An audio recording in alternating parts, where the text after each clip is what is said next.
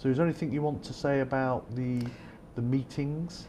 Yeah, meetings generally, instead of being the norm, will disappear.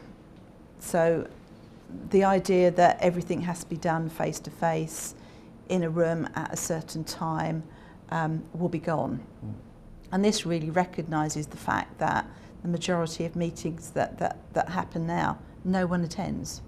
You know, they're held in an empty room, and it's all done on paper. Yeah. So that you've sort of not revolutionised. We've moved on. So the purpose of a meeting was to make a decision.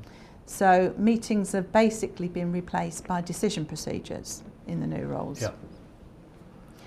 So there is a whole new tranche of rules on how you get people to make decisions, and there's a number of ways of doing that. That doesn't mean you can't have a meeting, but it does mean that a creditor needs to request and requisition a meeting. Yeah. And you need a minimum number in value. So a creditor with more than 10% in value, or a group of creditors with more than 10% in value, can ask for a meeting and requisition one, and then they need to hold one. Yeah. But generally now it will reflect what does actually happen now.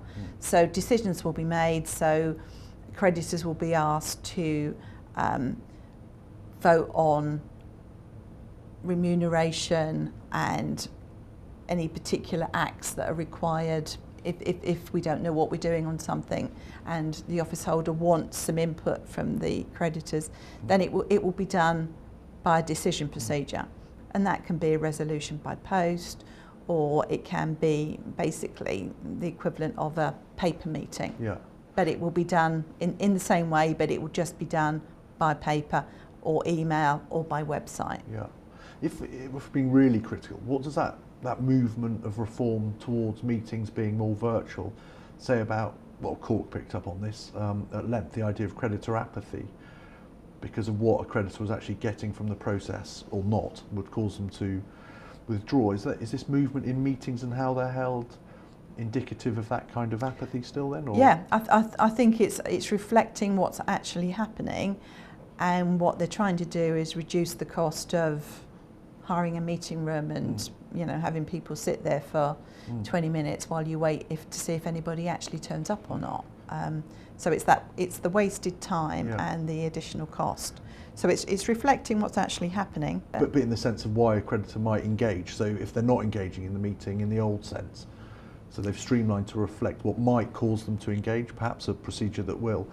What does that say generally about? Yeah, if a creditor knows they don't have to physically go to a meeting, so take time off work or and travel to somewhere, then that might encourage people to actually engage and email, go onto websites and actually have their say. Yeah. So is this meeting change then, as you've said a number of times, a reflection of what's happening in practice? Is that a good thing, or is it the case that perhaps the Insolvency Service in their policy considerations generally, not just around these rules, should have been thinking more about engagement methods?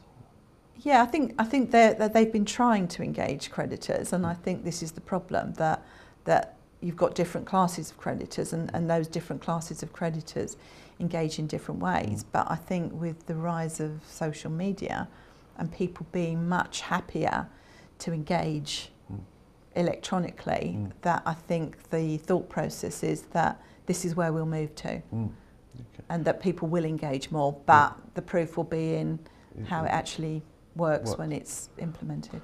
Any other points on meetings that we haven't addressed that you want to? You've got a change in proxies, so they'll now be recurring proxies.